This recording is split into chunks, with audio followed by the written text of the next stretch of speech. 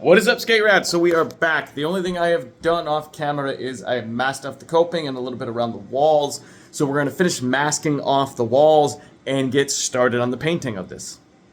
So I told you guys I make handboard obstacles, and obviously I ship them out. So I have a bunch of these boxes floating around.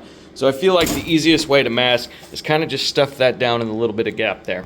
Got all the masking done, so we're ready for some spray paint. This is just a hammered silver. And that's what I'm going to be doing, is painting some wispy lines on this, because you guys would have already seen in the thumbnail. Then I'm going to come over here, I'm going to paint the bronze on the bottom. Then I'm going to come back in a few days and have to mask off all those wispy lines. Alright, so those are the wispy lines I'm going to go with.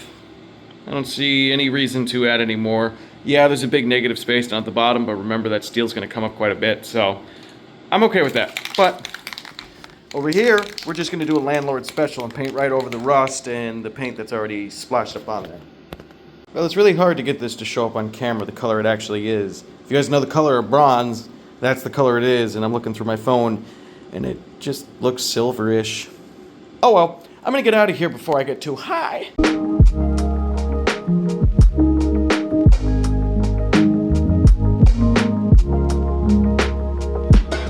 So my phone actually died at the 2-hour mark yesterday, but obviously I finished. I ended up running out of paint, not necessarily running out of paint, I was almost running out. And I ended up doing these black cherry ones, which I think look kind of nice. I was going to paint these with a lot of texture and make them look like legitimate rocks, which is something I can do. I told you guys, I practiced a lot when I was younger, traditional painting. And if you look around my house, you'll find traditional paintings on the wall and stuff like that. But that's going to take a lot of time. This is a big canvas, so I think I'm just going to go in with some grays and some black tones and just touch up the lines so they look less taped off. And in this sense, I really can't make a mistake because I want it to have more natural curve, so any wonky line kind of makes sense. But I'm going to jump in and do this just so I can clear coat it tomorrow, so hopefully I can skate on Thursday, which is my next day off.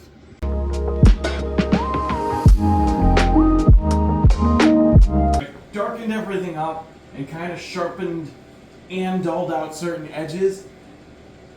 The heater has been on full blast for an hour. It is 31 degrees in here because outside it's 0 and I am freezing. So I love how this looks, but I'm also a huge fan of outlines at the same time. So even though I want softer edges and sharper edges to kind of make it look a little bit more like stone, because I am going to be skating this. So if I destroy it, I don't want to care. I don't want to put in a ton of effort. But the last thing I'm going to do is I'm just going to outline everything in a Sharpie. Something simple, easy, and as long as I start on the top deck, that paint should already be dry or frozen. Because my paint keeps freezing, I have to keep bringing out cups of hot water to actually use it. But we're going to draw a Sharpie on it quick and then get out of here so I can eat and go to sleep for work. But tomorrow we get to clear coat. I think it looks a lot better with the black. I don't know, you guys can drop a comment, let me know what you think at the end of the video. I need to get out of here. I have lost feeling in my right foot, like entirely. Bye. So last night, I know my hair's a little crazy, I just got out of the shower. Last night finished off painting this. And I think it looks pretty cool, even without adding in a bunch of the detail I wanted to, but I want to skate. It's been a week of doing this, almost each night. Tomorrow is my next day off, so I want to skate. So tonight, I'm going to try to clean up in here a little bit, probably do it off camera because I'm going to be running in and out of here a bunch. So I want to clean up a little bit, and then I need to get this clear coated. Well, it's a little cleaner in here. Some stuff I still need to figure out what to do with because I don't have the space for my wire shelf anymore. And some of the stuff just needs to be thrown away. But I cleaned a large amount out of here. Oh, where is it? Got all that ice sawdust off the floor. You can tell like I put some scratches in, but happy it came off. It took about a half hour. Like over here, it just kind of stained the paint. So we are finally on to clear coat, which means tomorrow I can finish this up and actually skate it. And I am so excited for that. We're going to be painting it in a flat clear coat. When you have a lot of lights and reflections and stuff like that, it tends to give me headaches. So most of the stuff in my house, most of the stuff just around me is painted in flat colors. Because I don't want to come in here looking to have fun and end up getting just a really bad headache due to the bright lights and that. And as long as I'm not looking up, I really don't see them that much. But we're gonna do this, and I'm gonna go inside. Water to clean my paintbrushes, water because my paint had frozen. So I don't know how long it's gonna be before I can get my paint back. But that's kind of annoying, and well, this is kind of nifty. This I can just throw the whole thing away.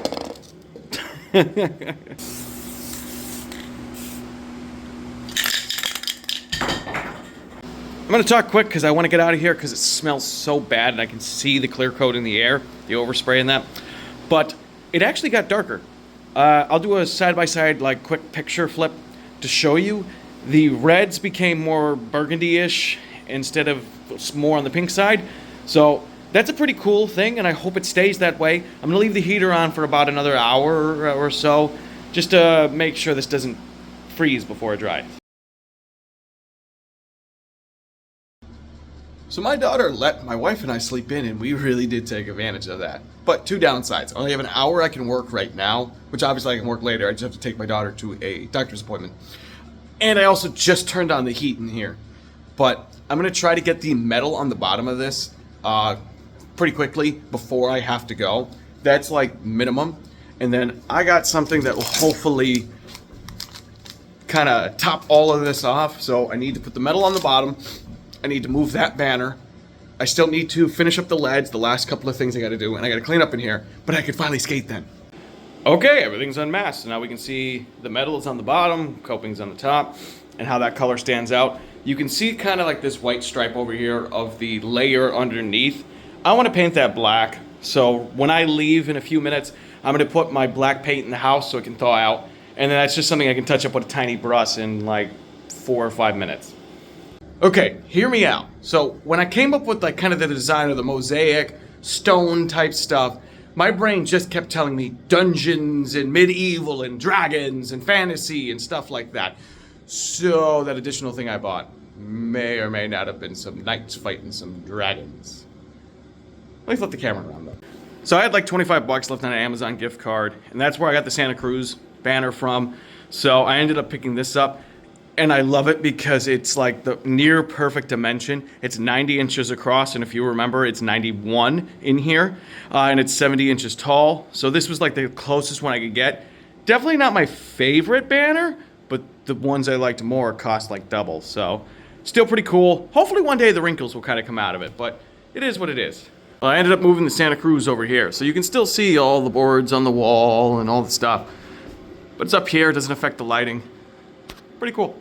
Okay, we have finally made it to skate time. So what I did was, if you didn't see me build the butter bench, this is pieces from an inner tube from like a heavy duty piece of equipment, like a backhoe. And I just cut them into little rubber strips and I put them on contact points. And on the butter bench, it helped out a lot. So I'm hoping on this, it does the same thing where it just won't slide around the floor. And I can do some board slide pop-ins and stuff like that. I don't know if I'm gonna be skating this in this video today because I really wanna focus on this. Now, a quick side note, I was just sweeping some stuff out the door, and my little roof does absolutely perfect, which is awesome. But let's skate. Not gonna lie and say I'm not a little nervous to drop in, because you know, you get so used to something for so long. Plus, I haven't been on a board in a week, but I'm gonna just ignore that.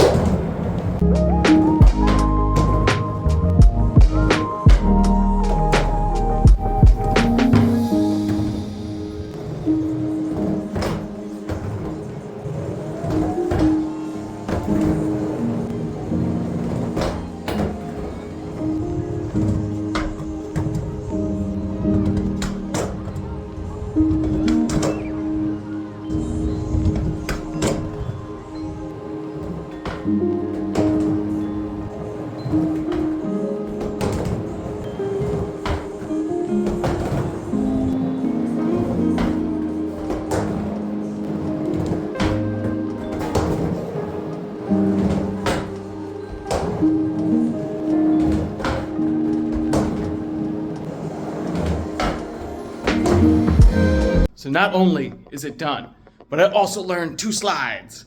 Way more proud of the front board than the back board. I honestly only did the back board because I thought it would be easier to learn. But in truth, the front board's easier to slide like a further distance.